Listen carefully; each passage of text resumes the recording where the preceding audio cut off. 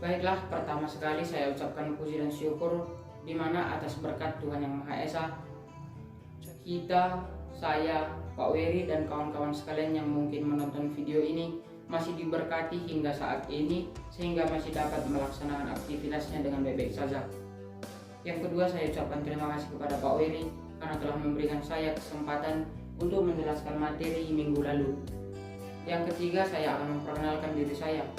Perkenalkan, nama saya adalah Joy Evan Sylvester Tarigan.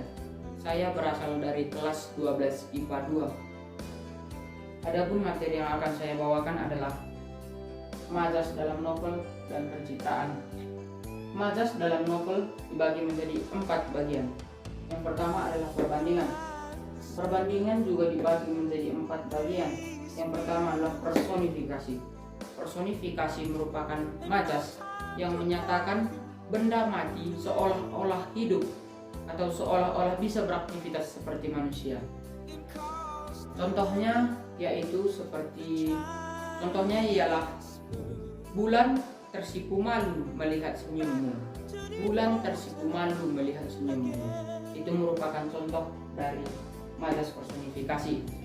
Kemudian majas eufemisme. Majas eufemisme adalah majas yang mengubah kata-kata kasar menjadi kata halus. Contohnya yaitu adalah pada musim kemarau, hewan-hewan susah mendapatkan air. Dalam kalimat tadi terdapat kata hewan-hewan. Kata hewan-hewan merupakan kalimat halus atau kata halus, sedangkan kata kasarnya ialah binatang. Kemudian yang ketiga adalah metonomia. Metonomia merupakan majas yang menggunakan gaya bahasa yang menggunakan merek dagang. Contohnya ialah ayo kita pergi ke sana menggunakan Honda. Itu merupakan contoh dari metonomia. Yang keempat adalah simile. Simile merupakan majas yang membandingkan dua hal menggunakan konjungsi bagaikan. Contohnya ialah gajah dan semut bagaikan pinang di belah pinggir.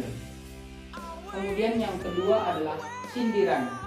Sindiran merupakan majas yang kedua dari majas dalam novel.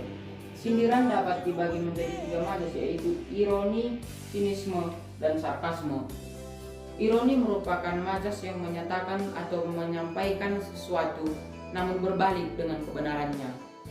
Contohnya yaitu adalah, "Hai, kulitmu halus sekali, sampai-sampai tanganku lecet menyentuhnya." Itu merupakan contoh dari ironi. Yang kedua, sinisme.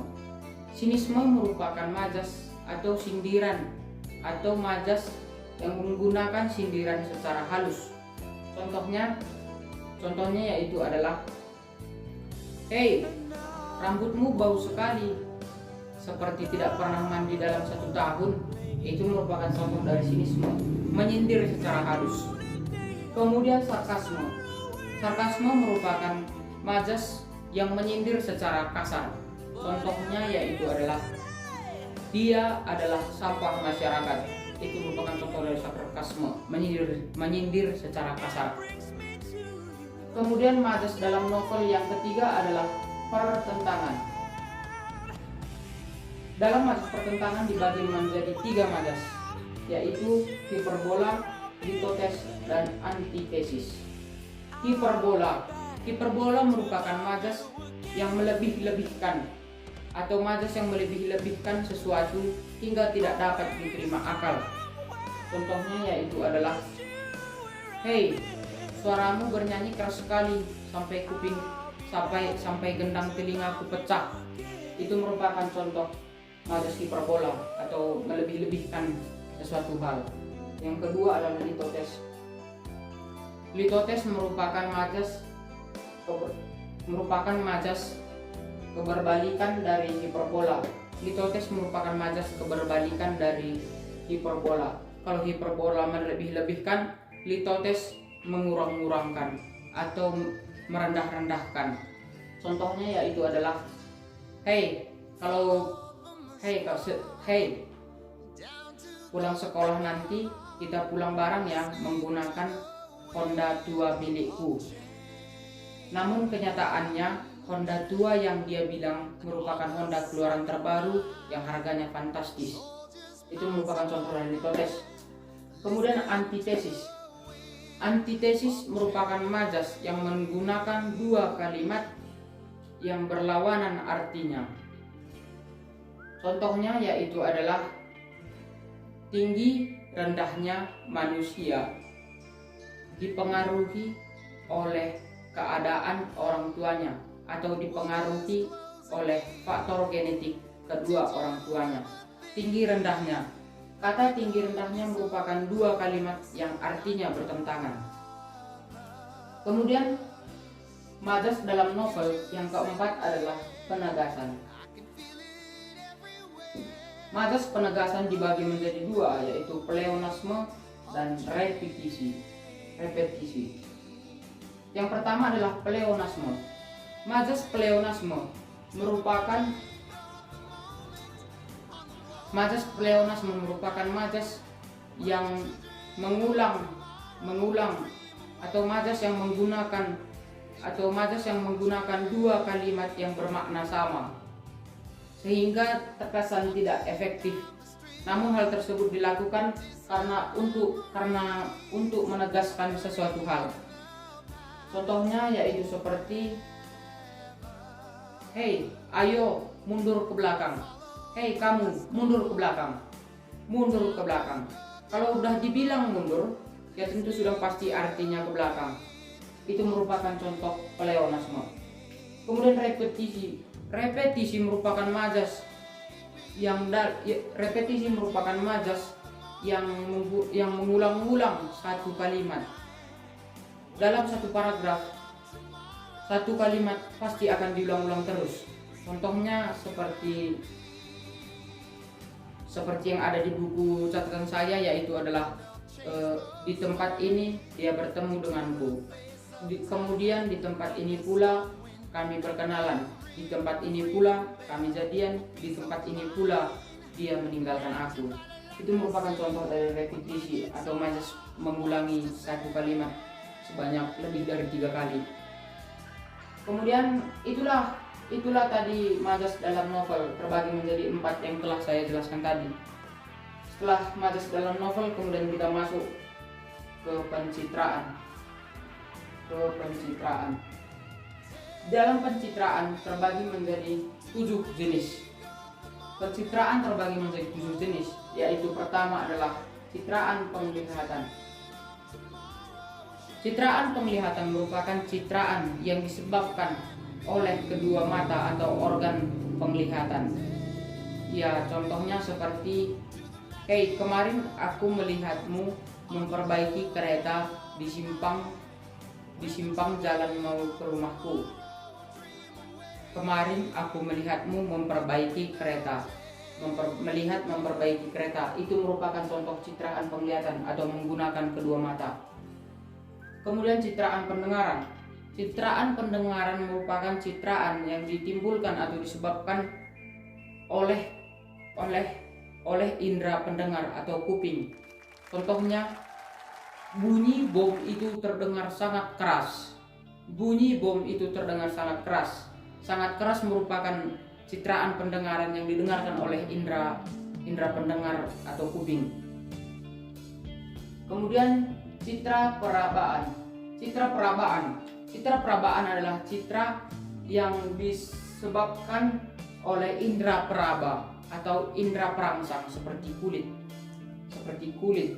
Yaitu contoh dari citraan perabaan adalah panas matahari ini begitu menyengat, atau dinginnya malam hari ini menusuk hingga ke tulang-tulang. Itu merupakan contoh dari indera citra perabaan. Kemudian yang keempat adalah citraan penciuman. Citraan penciuman merupakan citraan yang disebabkan oleh pengendusan atau oleh hidung penciuman sesuatu hal. Contohnya yaitu seperti, wah, aroma bakso itu begitu lezat.